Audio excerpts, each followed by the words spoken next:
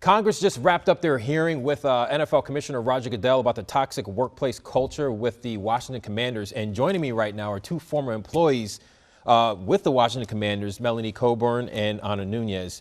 And after listening to this hearing that featured Roger Goodell, what's your first reaction to how it actually went, Melanie? I still have so many questions, Darren. Specifically, I think we need to know more about these videos that were uncovered early on that have been, since been settled. They weren't even mentioned today. The financial improprieties that the various attorney generals are investigating, as well as potentially the FTC. And my biggest question for Roger all along has been, how could you possibly let this owner purchase this team outright during the Wilkinson investigation? It just shows that it was never above board from the beginning. Ana, what was your reaction to this hearing that they had? I feel like a lot of what he said was things that we've heard before, so there's really nothing new. Even in certain situations where it was yes or no, he kept just kind of talking about stuff. So in a way, I think the most important part to me was that Dan Snyder was subpoenaed. And that kind of goes to show where the accountability, while yes, Commissioner Goodell has a lot part of it, but next week should be interesting for us as well. So all together, you were watching this hearing together. What was the reaction between you two when they issued that subpoena for Dan Snyder to speak to Congress, to testify in front of Congress? Because obviously he said that he couldn't make this particular hearing today. I think we cheered, didn't we? We cheered. We cheered, yes, because for me, I didn't think it was going to happen. Well, I wished it was to happen, but to actually hear it from Congresswoman Maloney to say we're subpoenaing him was huge. You have been in this a long time, and to see this type of progression, how did that make you feel when you knew that, okay, Congress is going to force Dan Snyder to testify? Oh, I mean, it gave me hope, right? I mean, this committee has done so much to find the truth, and what they kept, nailing it in today was that it's important not just for the Commander's workplace or the NFL workplace, but the workplace of our nation. If the most prominent workplace in our nation is able to get away with this and sweep things under the rug and pay people off, it will continue to happen across the country. So I'm super hopeful that some of the questions that I still have, remaining will be answered potentially by Dan Snyder himself next week. How truthful do you think NFL Commissioner Roger Goodell was today? I think it was pretty truthful. Okay. I do think he wasn't fully knowledgeable of what happened. And even now, some of the questions that were asked, he still didn't know with how the process with the investigations happened and everything. So, I don't have a lot of faith that, he did fully know everything that was happening, nor will he ever. And I think that's just kind of like a blanket of security that he has. So for him, I think the biggest thing for me when he said that, he was trying to protect us, the survivors, that was the part where, I just didn't understand why, because he hasn't really protected us. And I think he's lying. He knew about the common interest agreement from the start. He's an attorney. He can't pretend that he didn't know what it was about or what it entailed. And, from the get-go, that agreement itself really, made this investigation somewhat of a sham from the beginning. You have the report by the Washington Post about a former employee of a situation of basically a sexual assault that Dan Snyder is being accused of on a private airplane that came out. Also, there's a report by the Post mentioning that Dan Snyder paid off particular people to not say anything, or he used fear to make sure they didn't say anything. To have that revealed during this Congress hearing and hearing NFL Commissioner Roger Goodell respond to that, what's your take on all of this?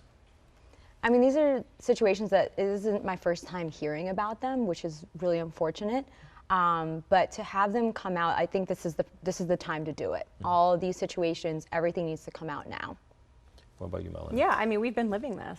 I was offered hush money. I've dealt with all of the cheerleaders contacting me in fear when these private investigators are showing up on their doorstep at night while their children are eating dinner in the other room. It's sick, the tactics that they've used. I said it in my roundtable, I'll say it again, Dan Snyder rules by fear.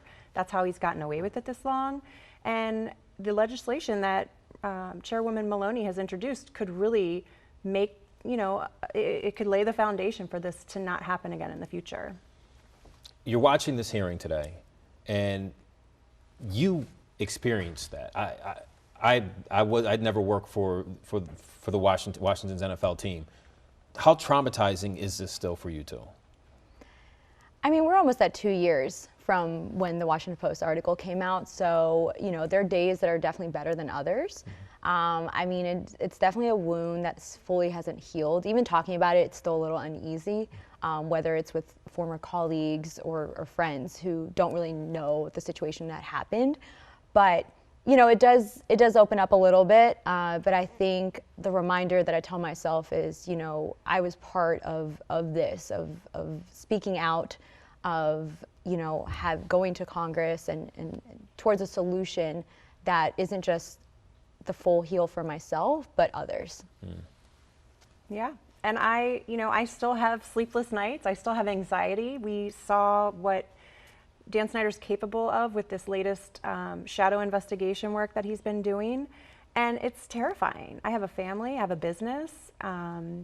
And to know the lengths that he'll go to bring people down is really, it's terrifying. And not just myself, but the women who did sign the settlement from those lewd videos, I still get text messages from them regularly, how they had to leave a restaurant because a song played, or they had a nightmare again about who has the videos, right? Like, they don't know where these videos were distributed. They don't know whose hands they're in.